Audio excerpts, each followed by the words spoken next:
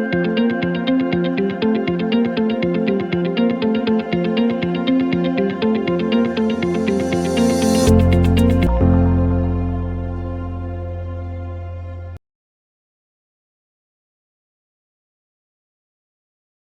el nombre del Padre, del Hijo, del Espíritu Santo. Amén.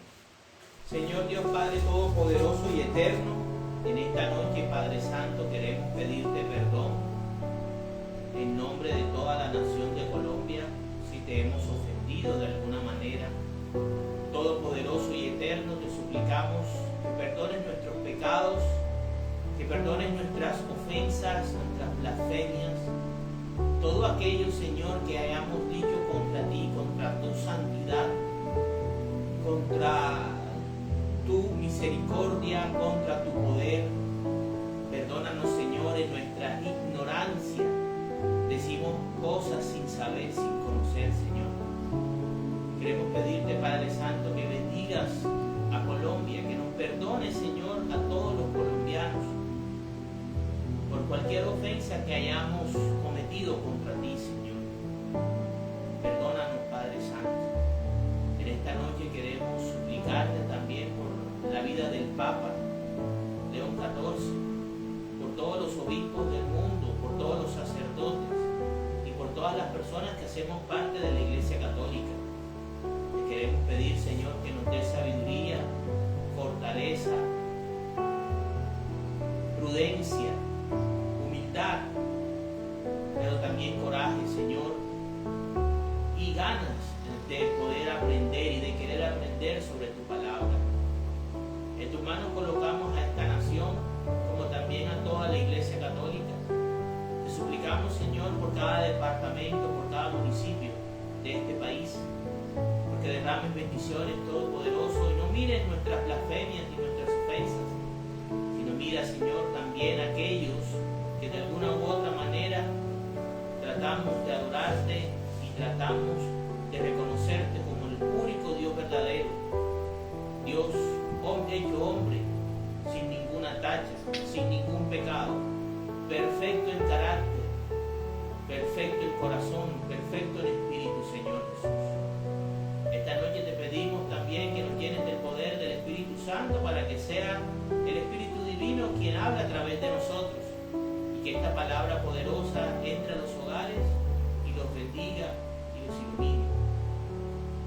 Santísima Virgen María, te pedimos la intercesión poderosa, Madre Santa. En esta noche cúbrenos con tu manto poderoso e intercede ante tu Hijo amado en el cielo, para que Colombia sea bendecida y protegida de toda fuerza maligna y demoníaca. A los santos arcángeles les rogamos también que nos protejan de todo mal. Le pedimos a San Miguel Arcángel que proteja a Colombia, que luche en la batalla, porque los espíritus malignos que quieren gobernarla sean sometidos y derrotados. En el nombre del Padre, del Hijo, del Espíritu Santo. Amén. Capítulo número 9 del libro de Primera de Samuel. Encuentro de Saúl con Samuel. En la tribu de Benjamín había un hombre llamado Quis, que era hijo de Abiel y nieto de Seror. Su bisabuelo había sido Becorat, hijo de Afía. Quis, hombre muy respetado, tenía un hijo joven y bien parecido, que se llamaba Saúl. No había otro israelita tan bien parecido como él, pues en estatura ninguno le pasaba del hombro. Un día, aquí se le perdieron sus asnas. Entonces le dijo a su hijo Saúl: prepárate y ve a buscar las asnas. Llévate a uno de los criados. Saúl se fue, atravesó la región montañosa de Efraín y pasó por la región de Salisá, pero no encontró las asnas. Pasó también por la región de Saalim y por la de Benjamín, y tampoco las halló.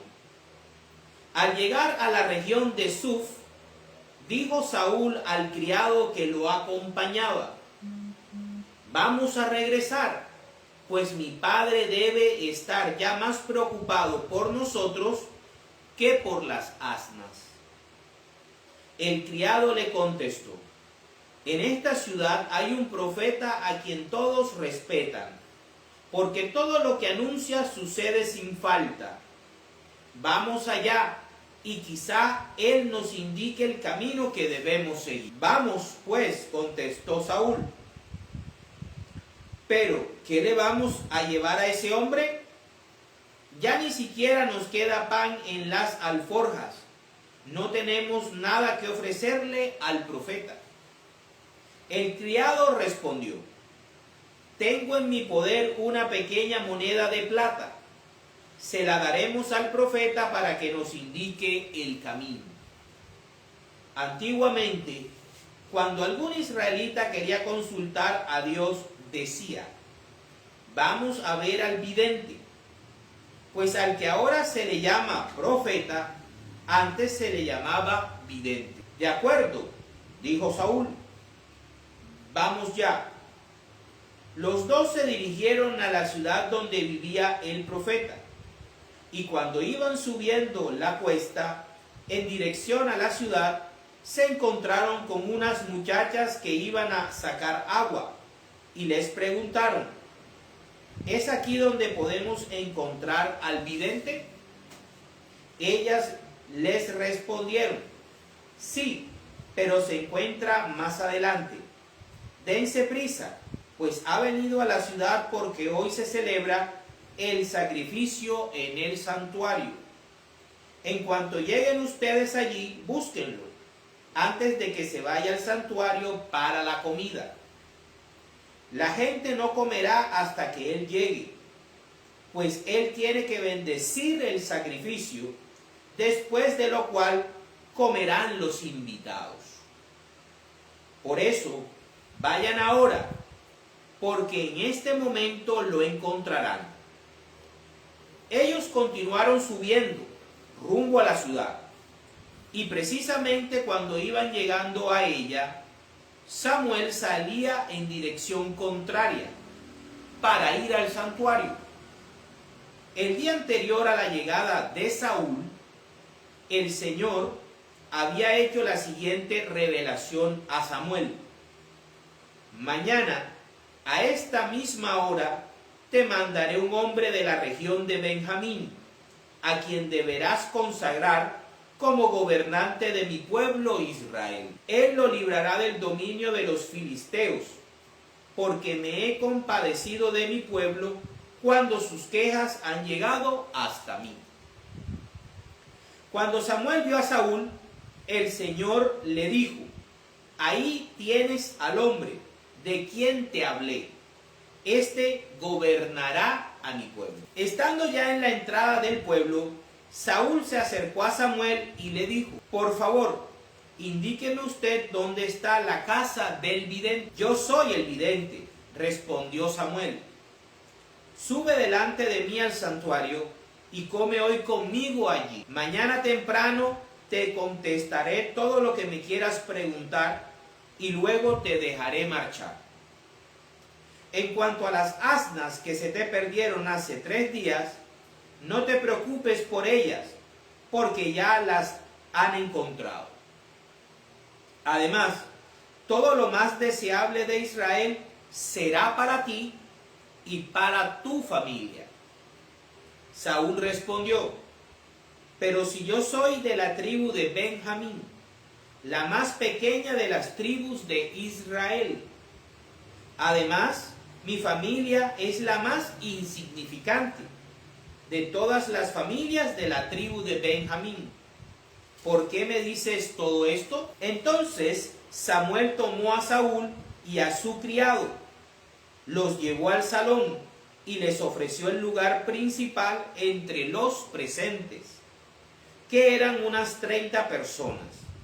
Luego Samuel dijo al cocinero: trae la ración de carne que te entregué y que te dije que apartaras. Inmediatamente el cocinero sacó una pierna entera y se la sirvió a Saúl. Y Samuel le dijo: ahí tienes lo que estaba apartado para ti. Sírvete y come, porque yo la había apartado para ti en esta ocasión en que invité al pueblo. Saúl comió con Samuel aquel día, y cuando bajaron del santuario a la ciudad, prepararon una cama en la azotea para Saúl, y Saúl se acostó. Al día siguiente, Samuel llamó a Saúl en la azotea y le dijo: levántate y sigue tu viaje. Saúl se levantó. Después salieron él y Samuel a la calle, y cuando bajaban hacia las afueras de la ciudad, Samuel le dijo a Saúl: manda al criado que se adelante, y tú espera un poco, que tengo que comunicarte lo que Dios me ha dicho. Palabra de Dios. El capítulo número 9 del libro del primer libro de Samuel nos habla acerca del encuentro entre el profeta y el primer rey escogido de Israel. Nosotros podemos ver cómo al inicio del capítulo se nos describe el linaje de Saúl y nos da una descripción física. Saúl era de la tribu más pequeña de Israel. Recordemos que por allá en Jueces hubo una guerra, ¿recuerdan? Por una mujer que había sido partida en 12 pedazos y que todo el pueblo de Israel se había ido en guerra contra la tribu de Benjamín y por poco la destruye por completo. Bueno, fíjense cómo es Dios. De todos los hombres de Israel, de todas las tribus de Israel, el Señor escogió al primer rey según la voluntad del pueblo. Saúl era un hombre que venía de una familia acomodada, aunque él, en un gesto de humildad frente al profeta Saúl, dice que la tribu de Benjamín sí era la tribu más pequeña de Israel y que dentro de los clanes de la tribu de Benjamín, su familia era la más insignificante. Sin embargo, su papá era bien acomodado, tenía plata, tenía dinero. También se nos habla acerca del aspecto físico de Saúl. Saúl era el israelita más bien parecido y más alto de toda la población de Israel en ese momento. Podía sobresalir por encima de los demás. Era a los ojos del mundo, a los ojos del corazón mundano de Israel, poco espiritual, el hombre perfecto para ser su primer rey, digno de mostrar a las naciones lo mejor del pueblo de Israel. Este hombre se nos habla o se nos da a entender en el capítulo que tenía muy poco contacto con Dios. Es más, ni siquiera conocía a Samuel, no lo conocía, siendo Samuel el hombre espiritual en ese tiempo más importante de la nación, con todas sus proezas, que el criado es el que medio sabe que ahí vive un vidente, que ni siquiera sabe el nombre, que ha demostrado ser un hombre de Dios y que todo lo que dice se cumple. O sea, no conocían el nombre de Samuel, pero sí habían escuchado de él y de su reputación. Dios utiliza la pérdida de 3 asnas o 3 burras del padre de Saúl para hacerlo salir de su ciudad e ir a encontrarse con Samuel. Las burras son un pretexto. Al final, las burras son encontradas. Pero estas guían a Saúl de una manera indirecta hacia el encuentro con Samuel. Muy diferente el encuentro que va a tener el último rey de Israel, que sí es consciente de que el profeta está en el Jordán, de que el profeta, que es su primo, tiene una gran reputación y que él sí sabe que quien tiene que ungirlo como rey para que él empiece el reino de los cielos, el anuncio de su reino, está en el Jordán y se llama Juan el Bautista. Jesús sí sabe quién debe ungirlo con el Espíritu Santo y quién debe consagrarlo como rey para iniciar su reinado y su ministerio mesiánico. Entonces podemos ver cómo este hombre de buena apariencia, de un papá o de una familia acomodada, es el que Dios escoge para satisfacer las necesidades y los deseos del pueblo de Israel según el corazón del mundo. Acomodado, bien parecido, sobresaliente de todos los demás, para que los guíe en muchas victorias sobre la presión que tenían sobre que tenían los filisteos sobre el pueblo de Israel. Algo que también nos llama la atención es que Samuel es avisado, es notificado por Dios. Dios le susurra al oído que el día siguiente va a encontrarse con el hombre que Dios escogió para ser el primer rey de Israel. Y le da instrucciones específicas de que dónde lo va a encontrar, y va a esperar a que Dios le indique cuándo lo encuentre. Va a ser Dios el que lo va a señalar. Fíjense, como lo veremos más adelante, los reyes principales de Israel, los más importantes, los tres más importantes. El primero es Saúl, según el deseo del corazón mundano de Israel. El segundo es David, que representa el deseo de Dios según el corazón de Dios, pero que después, reinando, se pierde, comete un pecado gravísimo que determina el destino de Israel, y el tercero, que es Cristo, Jesús de Nazaret, que es el definitivo y que es completamente según el corazón de Dios y perfecto en carácter. Hombre santo, que no necesitaba de sexo, que no necesitaba del amor sexual de ninguna mujer, porque Él es la plenitud de la existencia. En Él existen todas las cosas y por Él. El amor que recibía de las mujeres que lo rodeaban era filial, era agradecimiento y era adoración a Dios. Las mujeres que seguían a Jesús sí sabían que Él era Dios por los signos y prodigios que vieron con sus propios ojos. Sabían ellos y ellas que estaban delante del Hijo de Dios. Por lo tanto, ninguna se le pasó por la mente tener sexo con Él.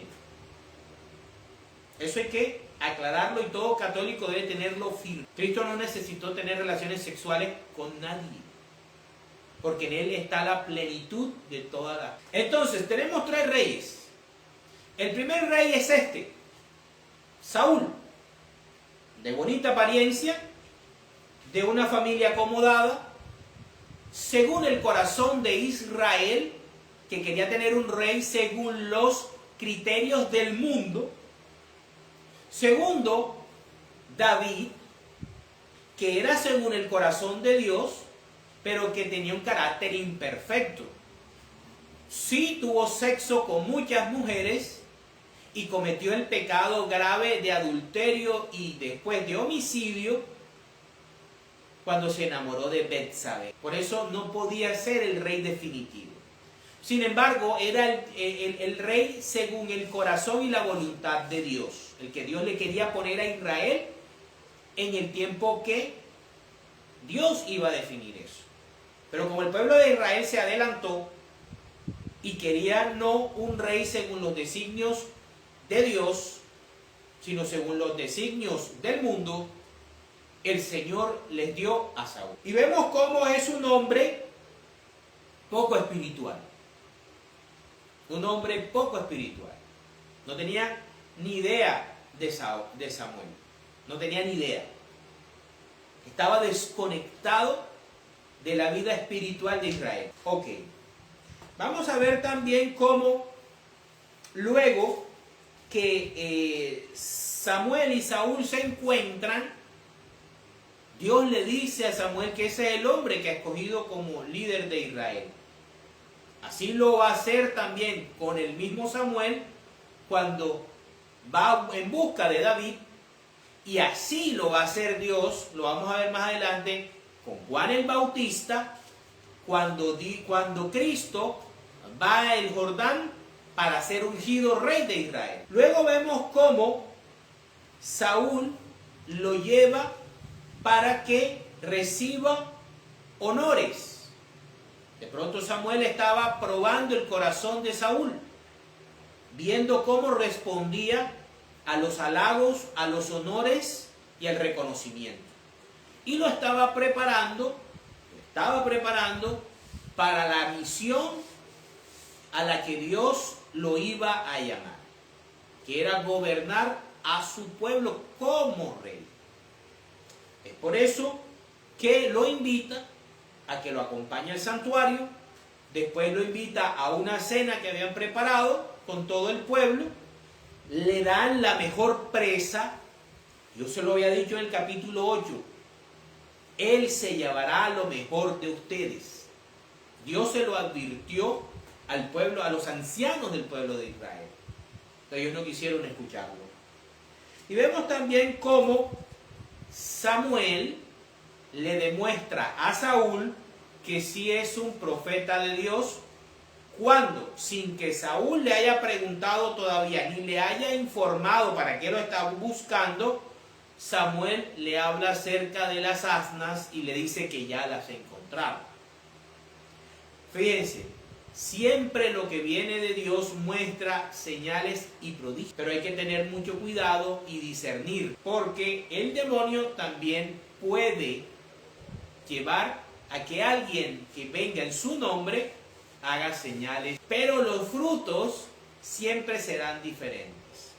Los frutos de los que vienen en nombre de Dios van a glorificar, mientras que los que vienen en nombre del maligno siempre van a buscar glorificarse a sí mismos y buscar la gloria que solamente tiene derecho Dios por ser el creador.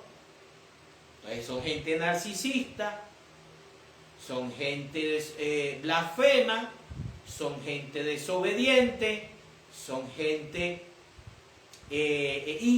indolente, son gente falsa y manipuladora. Mucho cuidado con eso. Entonces, luego de que Samuel le hace este honor a Saúl, le dice que vayan a dormir, le prepara una cama en la azotea y deja que descanse. En la mañana siguiente lo invita a caminar y mientras que van bajando, le indica que envíe por delante a su criado para que ellos dos puedan quedarse y él pueda ser ungido a través del profeta Samuel, sea ungido con el Espíritu Santo para que sea guía. Dios no le entrega a cualquiera su pueblo y esa persona tiene que estar ungida del Espíritu Santo. Si ya después gobernando se desvía, ya eso es otra cuestión.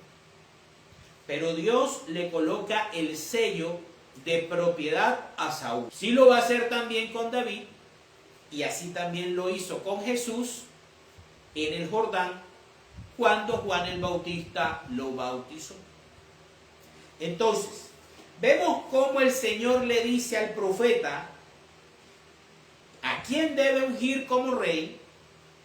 Vemos cómo el primer rey de Israel es según el corazón del mundo, según los deseos del Israel que no es espiritual, que viene de una familia acomodada y que es el hombre mejor parecido de Israel, como para mostrarlo en vitrina. Ese es y desconectado de la vida espiritual de Israel, para la gloria de Dios. En los textos auxiliares vamos a ver la elección del rey de Israel. Ya entramos en la etapa de la monarquía. Estamos cerquita. Vamos a ver cómo este patrón, de cómo Dios escogía a los reyes de Israel, se va produciendo, o sea, se repite. Por eso se convierte en un patrón. Por eso nosotros podemos decir que Cristo es rey legítimo de Israel. Es rey legítimo de Israel. Vámonos a Primera de Samuel, ahí mismo, capítulo 16, versículos del 10 al 12. ¿Cómo fue escogido David?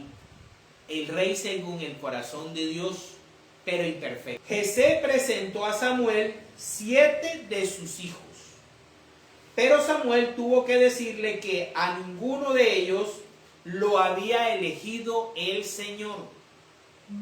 Finalmente le preguntó: ¿no tienes más hijos? Falta el más pequeño. Fíjense, mientras que Saúl era el más alto de Israel, David era el más pequeño de los hijos de Jesé. Falta el más pequeño, que es el que cuida el rebaño, respondió Jesé. Mientras que Saúl iba en busca de unas asnas, David cuidaba ovejas. Manda a buscarlo, dijo Samuel, porque no comenzaremos la ceremonia hasta que él llegue. Igualito como pasó con Saúl. Habían preparado una cena, un banquete, que debía liderarlo el profeta, y hasta que el profeta no llegara y el invitado especial no llegara, no se empezaba la celebración. Jesé lo mandó llamar, y el chico era de piel sonrosada, agradable y bien parecido. Este era otro que también era simpático, ¿sí? Entonces el Señor dijo a Samuel el profeta: este es.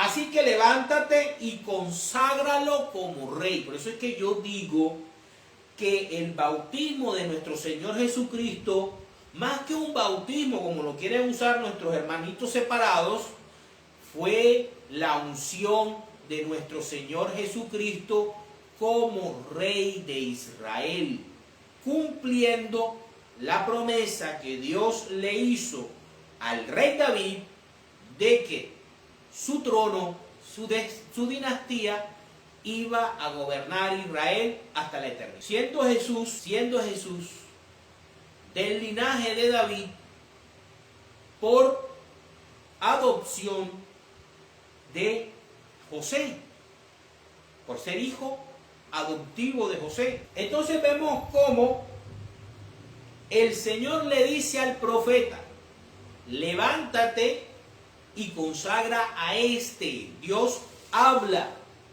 le habla al profeta y señala a su elegido.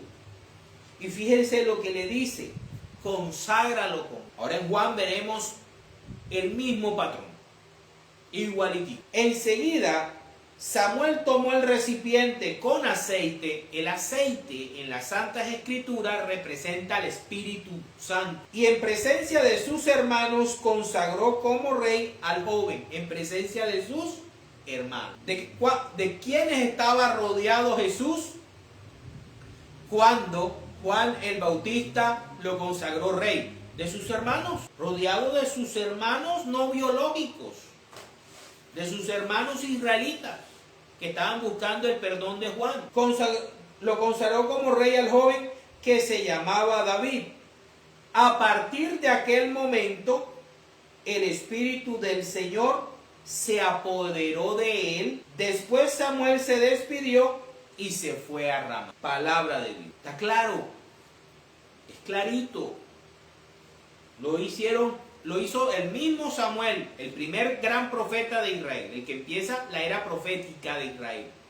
Samuel unge al primer rey de Israel, Saúl. Lo veremos el otro viernes, capítulo 10. También unge a David, el segundo rey de Israel, el más grande, según el corazón del pueblo, según el corazón de los judíos.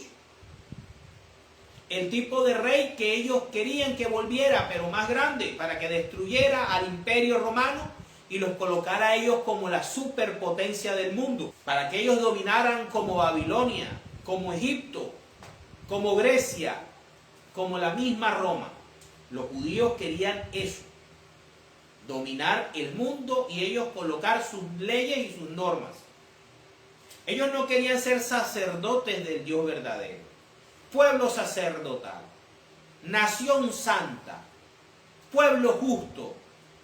No, ellos querían ser un imperio, como todos los imperios que los gobernaron durante toda su historia. Vámonos ahora a el Evangelio de San Juan, capítulo 1, versículos del 29 al 34. Y ahí hay una combinación de todo.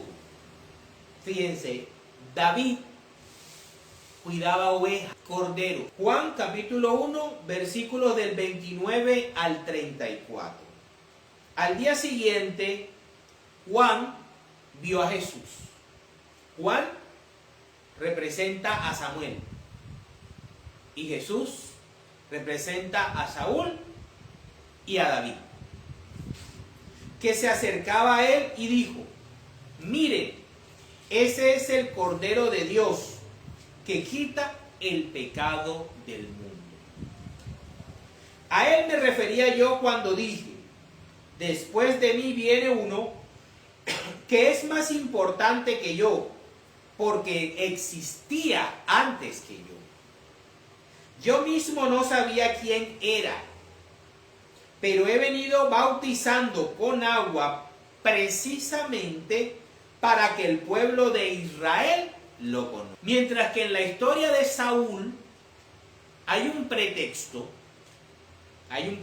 que son las asnas. En la historia de Jesús, de Cristo, el pretexto es el bautismo. Juan bautiza para preparar el corazón de Israel, para que Israel esté atento cuando Jesús se revelara públicamente, para ungirlo frente a sus hermanos como rey, para que lo vieran como era señalado por Dios. Así que no es solamente un hombre histórico que hizo un hippie, que habló de paz y amor. Los israelitas no estaban para eso. Los israelitas sabían muy bien lo que estaban esperando y lo que ellos querían.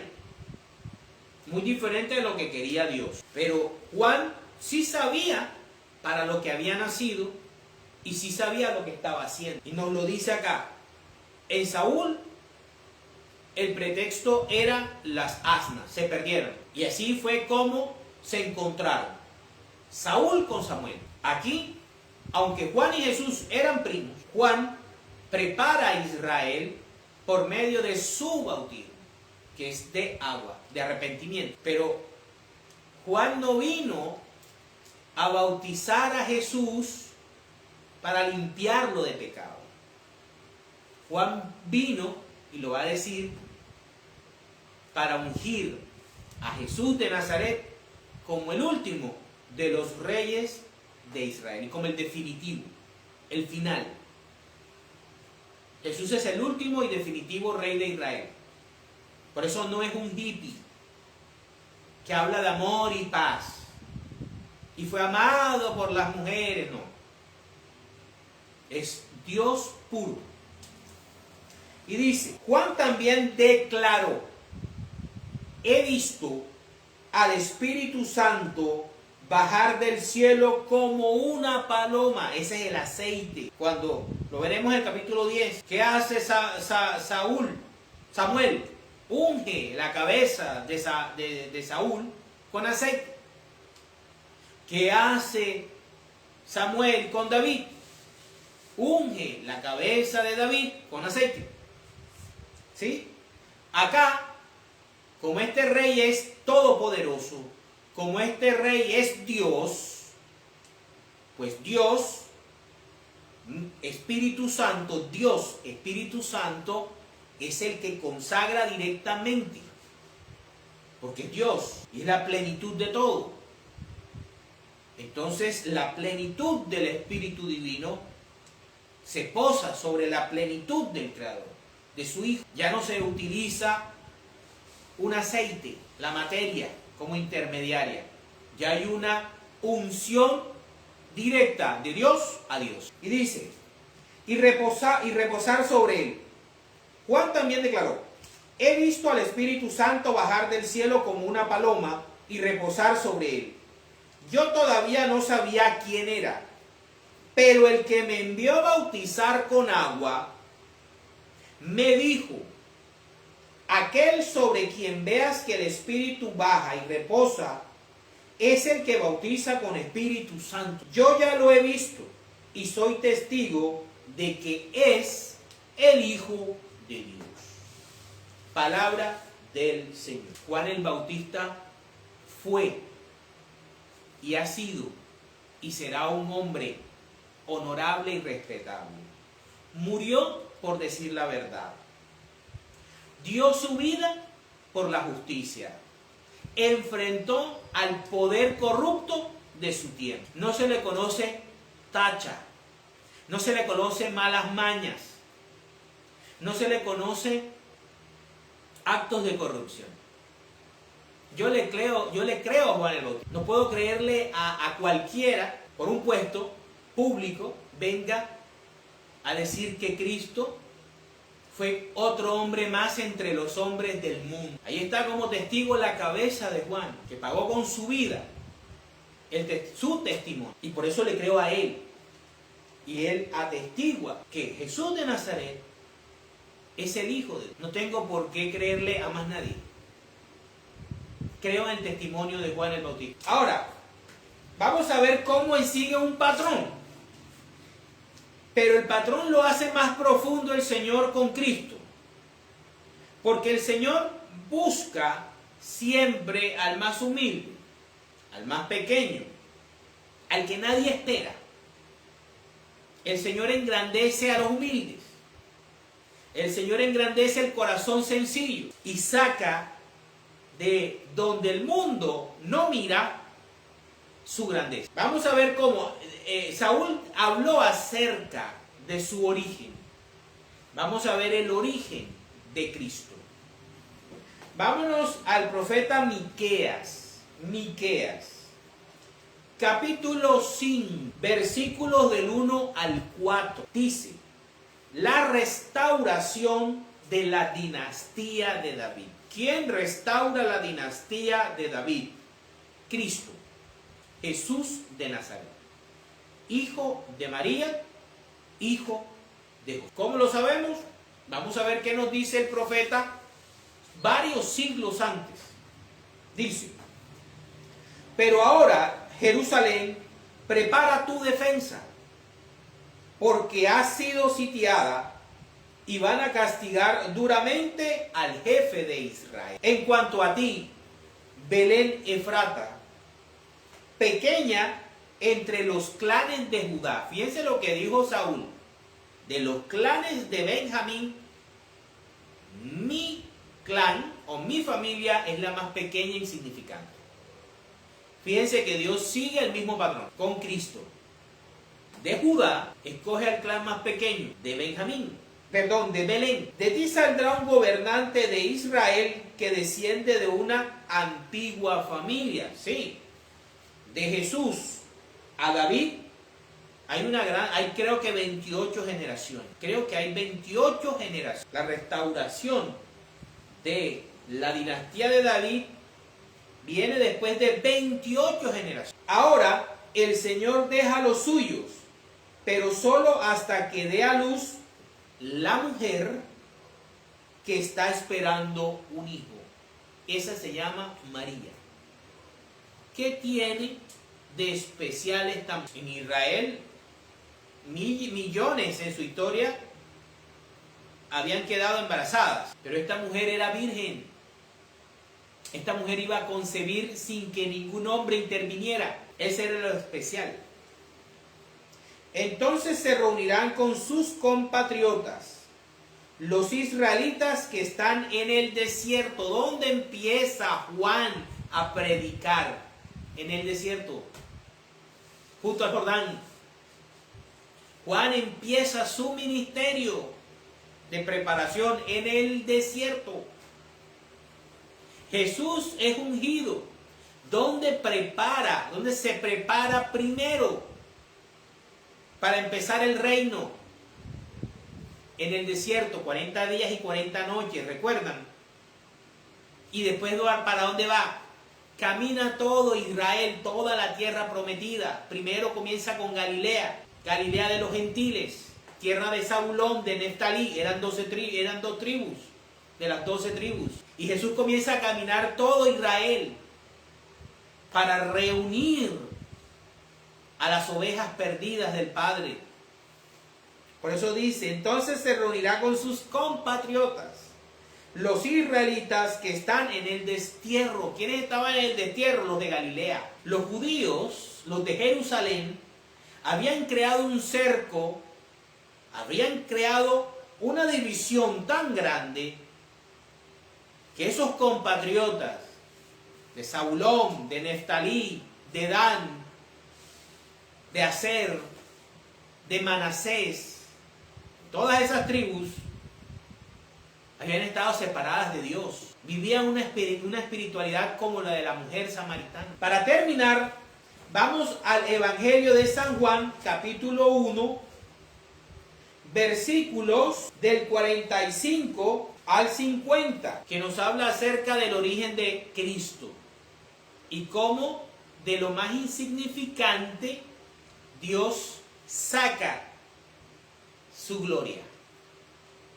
Dice, del 45 al 50, dice: Felipe fue a buscar a Natanael y le dijo: hemos encontrado a aquel de quien escribió Moisés en los libros de la ley. Felipe la tiene clara. Y de quien también escribieron los profetas. Es Jesús, el hijo de José, el de Nazaret. ¿Sí? Fíjense que cuando empieza el capítulo 9 de Primera de Samuel, se nos habla hasta del bisabuelo, tatarabuelo de Saúl. Lo identifican de la tribu de Benjamín. Felipe le habla acerca de Jesús, le dice que es el que ha sido profetizado por las Escrituras y que procede de Nazaret. ¿Qué responde Natanael?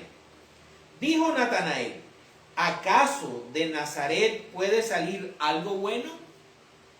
Una ciudad pequeña, insignificante, que no tenía ninguna importancia, metida allá en Galilea, Galilea de los gentiles, que va a salir de ahí algo bueno. Todo debería salir de Jerusalén, ¿o no? Felipe le contestó: ven y pruébalo. Cuando Jesús vio acercarse a Natanael, dijo: aquí viene un verdadero israelita, en quien no hay engaño. ¿Recuerdan lo que decía Miqueas? Saldrá del desierto a reunirse con sus compatriotas, los israelitas. Y Jesús está hablando de Natanael como un israelita. Natanael le preguntó: ¿cómo es que me conoces? Jesús le respondió: te vi antes de que Felipe te llamara, cuando estabas debajo de la higuera. Natanael le dijo: Maestro, tú eres el Hijo de Dios. Natanael, un israelita, en el que no hay mentira, confiesa, al igual que Juan el Bautista, que Jesús de Nazaret es el Hijo de Dios. Tú eres el Rey de Israel. Jesús le contestó: ¿me crees solamente porque te he dicho que te vi debajo de la higuera? Pues vas a ver cosas más grandes que esta. Palabra del Señor. Entonces, podemos ver cómo Dios tiene un patrón a lo largo de todas las Escrituras para escoger a los reyes de Israel.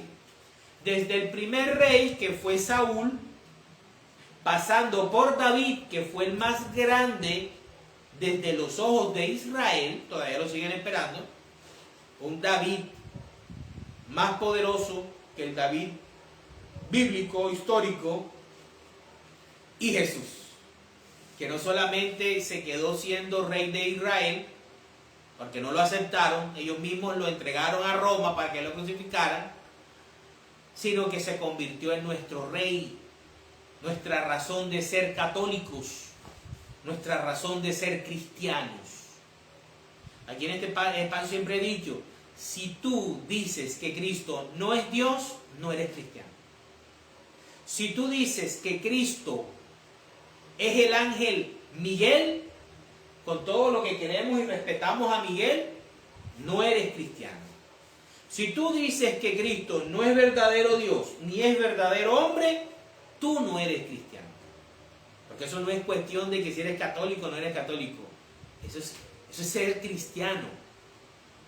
Si tú dices o crees que Cristo fue otro más de grandes hombres de la historia que hablaron de amor y paz, tú no eres cristiano. Y mucho menos. Y uno tiene que defender lo más sagrado que uno tiene en la vida, que es su Creador. Porque Él dio su vida por nosotros. No dudó. Pidió perdón cuando lo estábamos crucificando. Derramó toda su sangre por nosotros. Y aún así resucitó para darnos acceso al cielo. El que no quiera entrar al cielo, no hay problema. No hay problema. El que quiera vivir disfrutando de los placeres de la carne, no hay problema, puede seguir viviendo. Pero el que quiera entrar al reino de los cielos, primeramente tiene que respetar al dueño de la casa, al rey. Ese es Jesús. Para la gloria de Dios. En el nombre del Padre, del Hijo, del Espíritu Santo.